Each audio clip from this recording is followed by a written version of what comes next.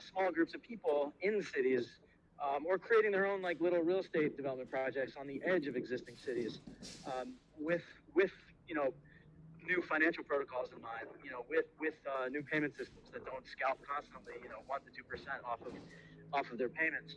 These that kind of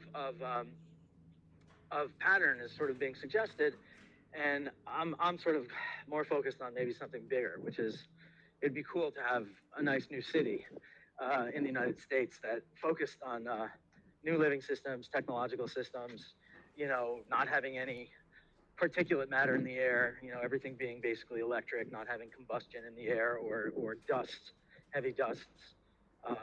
It's pretty easy to imagine. I think we have all of the technology we need for a city like that. It's just easier said than done, as they say. Truth. So, in your opinion, what brings people together in such cities? And before you've mentioned religion, and I resonate with you. What's your perspective on religion as being the connecting tissue for people to come together? Yeah, well, religion's it's a four-letter word, right? These days, talking about that subject, or God forbid the use of the word God, right? But the basics of cities, and as far as I can see, New York, one of the big things is people. It used to be people had to come to cities to get information processed, right?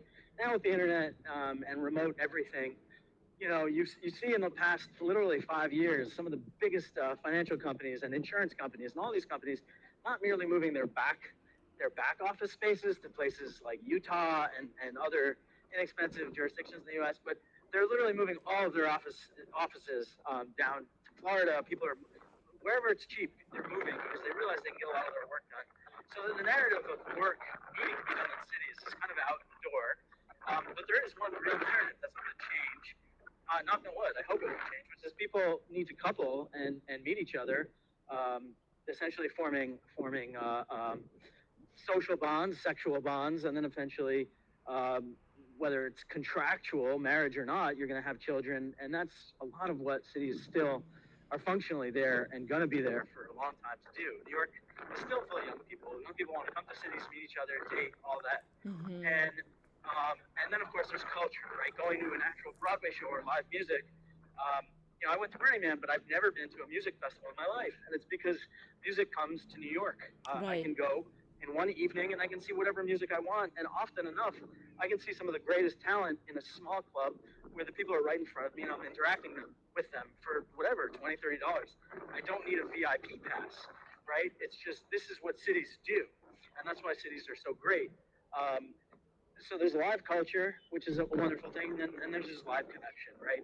In the context of religion, think about that in the context of groups, right? Where do people really come together in groups for transcendental purposes, but also just very ordinary purposes, right? I mean, it's also religious activity, right? People, not that people don't do that outside of cities, but in cities, that's a hotbed of religious activity as well. So in terms of the religion of the future of network state and all this, it's a whole big conversation, and it's a tough one. I just went to Brussels a few months ago for a conference, and I spent some days walking around trying to explore.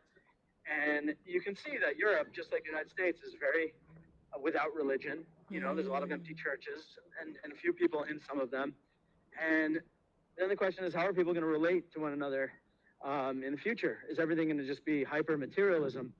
And I think cities, if you build cities with a hyper materialist outlook, you get kind of compromised cities, right? Because it's really just driven by real estate developer incentives for profit, and you're going to squeeze people into smaller and smaller areas, which makes cities compressed, psychologically compressed, right? I grew up in Manhattan, and I've studied and lived and seen just the reality of like what a city really is. And a city is all these fixed spaces around us that are connected by the most important part, which is all the transportation and roads, walkways, everything. And all of that, the sort of physical infrastructure of static and dynamic, it's just a mirage. It's just an illusion. What it is a warehouse, in a sense, for human beings. If you look around and you had X-ray vision, all you would see is people around you with brains. You would look into through their skulls, and and you'd see lots of brains, lots of minds walking around, and that's really what a city is. So if you conceptualize it like that, and you say, what's the city of the future? The city of the future has to be sort of entrained with the sense of how do people live together? How do all these brains live in their best way together? Um, and that's a different question than asking what is simply a good real estate development. To boil it from an abstract to a very simple, is that in the 1980s in New York City, a lot of the skyscrapers that were built started being 8.5 foot tall floors. So the ceilings were lowered to 8.5 feet. From progressively, it was 9.5 and then 9. But most before that, like 40, 50 years before, was 10 feet. And what you're doing is you're compressing the space visually for people. You're making more money by adding more floors. You're also changing the thermal dynamics of the floors because there's less space for the hot air that stratifies at the roof, at the top of the ceiling, and cold air on the bottom. There's a lot of things that change by treating people like ants. And paradoxically, from my studies, what I found is that actually by making apartments bigger, you can actually fit more people into a city if you were trying to. You could build a far bigger city because three-dimensional space is actually abundant and it's largely unused, except by skyscrapers, which themselves are, you know, a horrible waste of steel in a sense. They're going very, very high, but they're not really going very laterally. So cities, if you look into the future of cities, you need some sort of connecting ethos. It may be religious, it may be spiritual, but it's a different economics that allows for different ways of building. Um, and it has to be a departure from present economics. I'm not saying that it's like a communist, totalitarian, whatever, but you need a different algorithm that reflects a different regard for different aspects of being human. And I mean, on some level, yes, that can be quantified. You can put symbols and quantities for spiritual well-being. I mean, this sounds like the gross national happiness of Bhutan, but it's something similar to this, where you actually put you know dimensionality like in some sort of simulation, and then you run it, and you're like, well, what is that extra cubic meter of space worth to a human being, as opposed to how much it can be extracted by a developer who's just simply going to charge the highest effective rent. And to do that properly, you do need authority, you need elders, you need leaders. I think you need to have some caps on the idea of what democracy represents. The idea of voting is a great idea, but voting has to be aligned with people's skills, their expertise, their stakeholding, because if people have nothing to lose, they'll always vote more benefits for themselves. These are just incentive games. And so the word voting sort of obscures a lot of the traps with incentive games. And that's why wisdom of elders and this sort of traditional notion of, let's call it, I mean, I don't know what the word for it is, but like Native Americans, a lot of different groups have had a notion of what it means to have the wisdom of elders.